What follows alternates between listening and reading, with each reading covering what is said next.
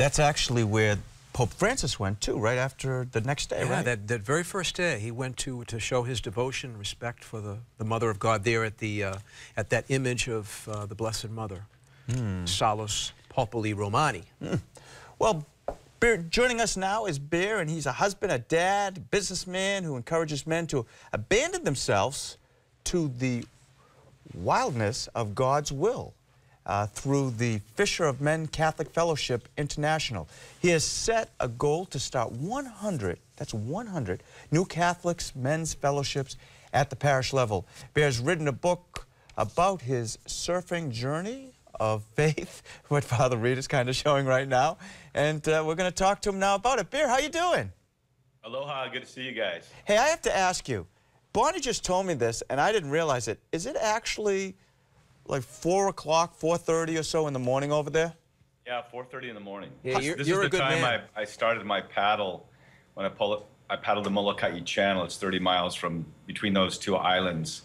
I started at dark. So yeah, it's dark 30 over here. You want the surf report? Sure. I just can't believe that you look great that early in the morning. That's great. Yeah, my wife was a Swedish TV makeup artist, so she probably worked her magic. She's right there right now, isn't she? Yeah, she's hiding in the corner making faces at me. Well, that's what wives do. Well, hey, this is truly an inspirational memoir, giving readers the chance to really look deep inside of themselves. Why do you think this is so important? Well, you know, the thing about that book is I was very transparent, going through kind of the highs and the lows.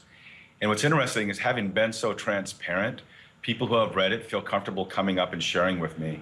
And what I found out is basically everybody's going through that Rocky Balboa kind of life. Everyone is really facing challenges, and you know, that's part of the process of living. It's part of our journey. When I study the lives of the contemplative saints like St. Teresa of Avila, St. John of the Cross, St. Teresa of Lisieux, there's always that process. I remember when I was a young Christian, I picked up the book by St. John of the Cross called Dark Night of the Soul, and I was like, wow, I'm so glad I got to skip that step, you know, of challenge and difficulty, and times when you didn't feel God was even present.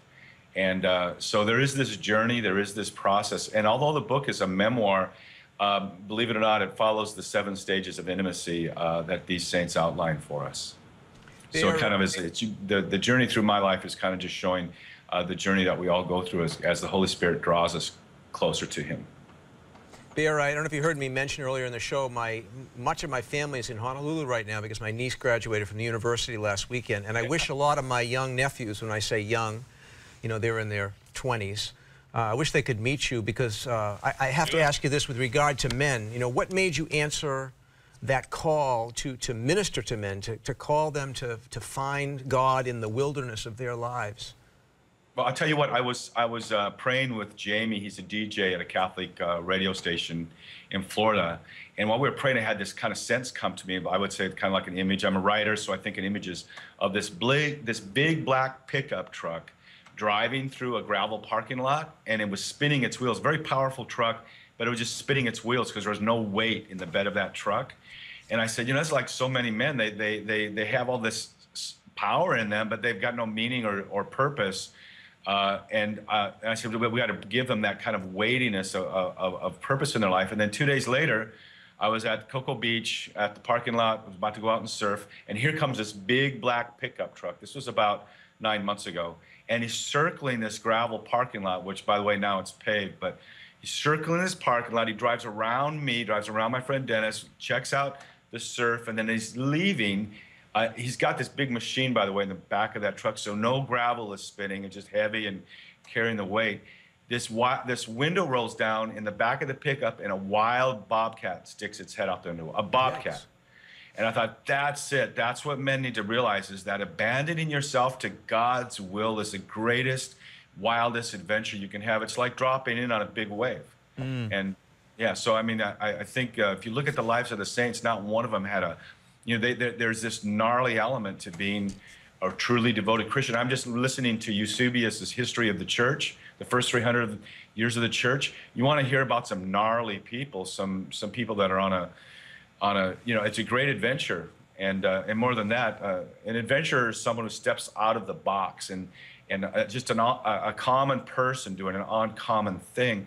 But what makes a hero is someone who steps out of the box, steps off that main road, and lays down his life too for his friends. So men, I think to some extent, have kind of lost their way in terms of either they go the macho route, which is a pursuit of emptiness, or they just become nice guys that really don't ever do anything. What we need is good men who will step up into servant leadership. That's courage. That's different than machoism.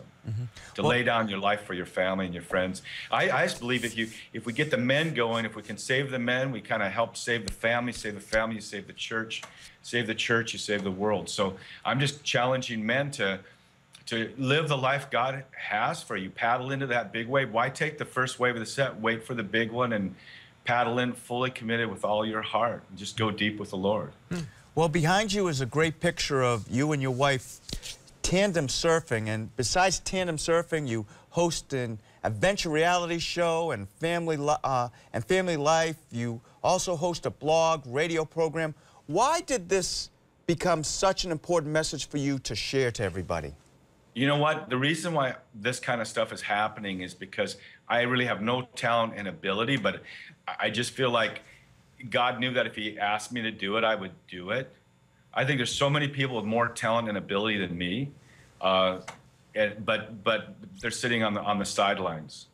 And so for me, I just find, as you discover God's will, you kind of bounce off of walls, you knock on doors that don't open. And sometimes it's hard, you get tired of stepping out in faith. You get tired of always putting yourself on the line. But if you do that, great things happen. God has a great story for each of us to live. And why not live life to the fullest and have your life have meaning? Deep in the Wave, a surfer's guide to the soul. This is going to be a great gift for my nephews. I'm going to get them a copy, and it'd be a great gift for grads and dads. Where can people get a copy and learn more about your work? I think Catholic has it.com and Amazon.com has it, and my website is bearswave.com. And I'd love to take Emily tandem surfing while she's here. We live right in Waikiki. We're right on the beach. So we'd love to greet your family, too. That's what we do here in Hawaii. I'm going to have them look you up. Seriously, they're there all week, so. Well, let me ask we you, love that. Let me ask you, Bear, how close is your wife right now? Could she peek in and give us a wave? Oh, she won't do it. It's 4:30 in the morning. Did she just say no makeup? She just ran into the other room. She almost opened the window and dove out on the 25th floor. You know what? That's how women usually respond to me, by the way. I never saw her blush before in my whole life. They run the other way. Well, we see her back there behind you anyways. Hey, Bear, thanks so much for being with us today. Keep up the great work. In Hawaii, we go shaka aloha. Shaka aloha. We've got that. Thanks, Bear. Have a great one. Okay. Okay, God bless. Bye. Boy, I got to tell you, he is working hard. Did you see? He's definitely talented. Did you see behind? Yeah. Oh, wow. Oh, absolutely. Yeah. I couldn't do that. And I am going to have my family see if they can look him up. Oh, that's great. That'd be funny. Yeah. Well, we're going to take a short break right now. When we come back, Kevin Nelson is over there. We'll find out what the age is of people entering the priesthood. Stay with us. I love breaks, Jay.